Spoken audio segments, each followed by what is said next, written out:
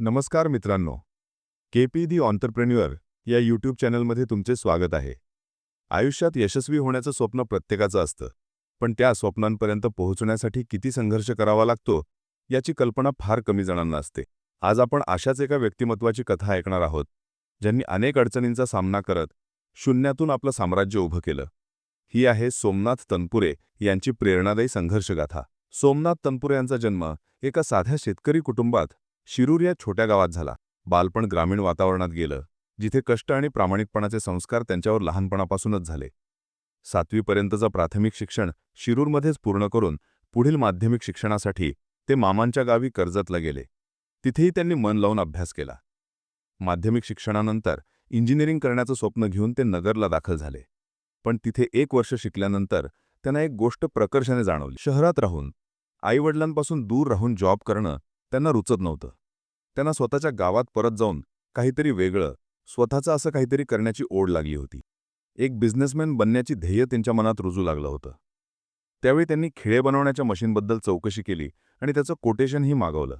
पण व्यवसायासाठी लागणारं भांडवल त्यांच्याकडे नव्हतं. बँकेने त्यांना सपोर्ट केला नाही, ना नातेवाईक किंवा मित्रांनी मदत केली, कारण त्यांची आर्थिक परिस्थिती फारशी चांगली नव्हती. अशा परिस्थितीत एक नोकरी स्वीकारण्याचा विचार त्यांच्या मनात आला. गंमत म्हणजे नोकरीसाठी मात्र सगळेजण मदत करायला तयार झाले. तेव्हा त्यांना एक गोष्ट लक्षात आली की व्यवसायामध्ये धोका म्हणजे रिस्क असतो, त्यामुळे कोणी पटकन मदत करत नाही, पण नोकरीसाठी मात्र लोक तयार असतात. म्हणून सुरुवातीला त्यांनी नोकरी करण्याचा निर्णय घेतला. 2-3 वर्ष नोकरी करून त्यांनी आपलं जुनं देणं घेणं आणि कर्ज फिटवलं. पण त्यांच्या मनातला उद्योजक स्वस्थ बसू देत नव्हता. जामखेडच्या बाजारपेठेत फिरताना त्यांना अनेक बाहेरून आलेली माणसं दिसायची, ज्यांनी आपल्या मेहनतीने खूप प्रगती केली होती. त्यांच्याकडे स्वतःच्या जागा होत्या, चांगलं राहणीमान होतं. हे पाहून सोमनाथ तनपुरे विचार करायचे, हे लोक बाहेरून येऊन इथे यशस्वी होऊ शकतात, तर आपण इथेच राहून का नाही करू शकत? आपल्याकडे जागा आहे, आपली माणसं आहेत, ग्राहकही आपलेच आहेत. तेव्हा त्यांनी मराठी माणूस व्यवसायात का मागे राहतो यावर चिंतन करायला सुरुवात केली आणि स्वतः काहीतरी करण्याचा निश्चय केला. त्यांच्या व्यावसायिक प्रवासाची सुरुवात एका 10 टायर टिप्परपासून झाली. त्यांनी एक जुना टिप्पर घेतला, पण योग्य प्रकारे तपासणी न केल्यामुळे त्यांना त्यात खूप नुकसान झालं आणि ते पुन्हा एकदा कर्जबाजारी झाले. या अपयशाने खचून न जाता त्यांनी दुसरा मार्ग निवडला, प्लॉटिंगचा व्यवसाय. काही मित्रांसोबत मिळून त्यांनी प्लॉटिंग सुरू केली, पण इथेही नशिबाने साथ दिली नाही. तत्कालीन तहसीलदार साहेबांनी शेती प्लॉट खरेदी विक्रीवर बंदी म्हणजे GR आणली, ज्यामुळे त्यांना या व्यवसायातही पाहिजे तसं यश मिळालं नाही. हा संघर्षाचा टप्पा थांबायचं नावच घेत नव्हता. टिप्पर आणि प्लॉटिंगमधील अपयशानंतर एका मित्राच्या सल्ल्यानुसार त्यांनी पॉलीहाऊस शेतीकडे आपला मोर्चा वळवला. पॉलीहाऊससाठी सरकारी सबसिडी होती, पण जेव्हा पीक काढायची वेळ आली तेव्हा त्यांना लेबर मिळेना. शेवटी घरच्यांनाच खूप कष्ट करावे लागले. त्यांनी खूप मेहनत करून उत्तम दर्जाचा माल पिकवला, पण दुर्दैवाने बाजारपेठेत त्याला योग्य भावच मिळाला नाही. पुन्हा एकदा ते अडचणीत आले, कर्जबाजारी झाले आणि फसले. या प्रत्येक अपयशाने त्यांना शिकवलंच, पण त्यांची जिद्द मात्र कायम राहिली. अखेरीस 19 फेब्रुवारी 2018 रोजी सोमनाथ तनपुरे आणि त्यांचे पार्टनर श्रवण चिंतामणी यांनी मिळून राजमुद्रा ऑटो या व्यवसायाची मुहूर्तमेढ रोवली.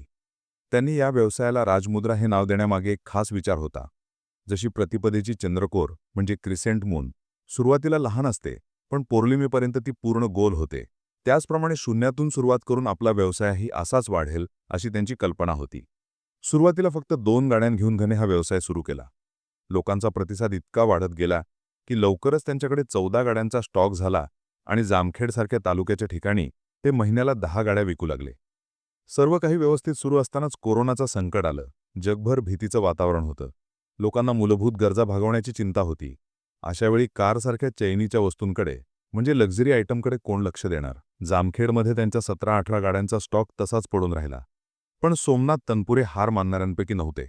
त्यांनी पुण्याकडे मोर्चा वळवला आणि तिथे ऑनलाईन पद्धतीने गाड्या विकायला सुरुवात केली. त्यांना चांगला प्रतिसाद मिळाला आणि 2020मध्ये त्यांनी हडपसरमध्ये आपलं पहिलं शोरूम चालू केला. तिथे मिळालेल्या यशानंतर त्यांनी खराडीमध्येही आपलं दुसरं आउटलेट सुरू केलं. आज पुण्यामध्ये त्यांची 2 आउटलेट्स आहेत.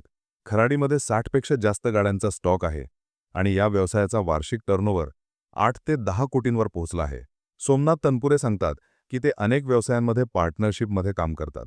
त्यांचा उद्देश असतो की त्या विशिष्ट क्षेत्रातील एक्सपर्ट असलेल्या व्यक्तीला पार्टनर करून घेणे. कारण प्रत्येक क्षेत्रात जर योग्य पार्टनर असेल तर व्यवसायाला अधिक न्याय देता येतो. म्हणूनच हॉटेल व्यवसाय असो, कन्स्ट्रक्शन असो किंवा रिअल एस्टेट असो, प्रत्येक ठिकाणी त्यांचा त्या संबंधित क्षेत्रातील एक्सपर्ट पार्टनर आहे. अशा प्रकारे आज त्यांचा व्यवसाय जवळपास 7 ते 8 वेगवेगळ्या क्षेत्रांमध्ये पसरलेला आहे. या संपूर्ण संघर्षमय प्रवासात त्यांना अनेक अडचणी आल्या. पण जेव्हा मोठी अडचण यायची, तेव्हा ते नेहमी छत्रपती शिवाजी महाराजांना डोळ्यासमोर आणायचे. महाराजांनी आपल्या आयुष्यातील अडचणी कशा सोडवल्या याचा अभ्यास करायचे आणि त्यातून प्रेरणा घेऊन बाहेर पडायचे. या यशात त्यांचा मित्रपरिवाराचा, पार्टनर्सचा आणि कुटुंबियांचा खूप मोठा सपोर्ट होता. त्यांच्यामुळेच हा प्रवास आनंददायी आणि सुखदायी झाल्याचं ते सांगतात. या प्रवासातून सोमनाथ तनपुरे सगळ्यांना एकच संदेश देतात. कोणताही व्यवसाय करत असताना त्यात सातत्य म्हणजे कन्सिस्टन्सी असणं खूप महत्त्वाचं आहे. सातत्य नसेल तर आपण व्यवसायात कमी पडतो. आपलं जे काही टार्गेट आहे ते पूर्ण करण्यासाठी कोणताही मार्ग निवडा.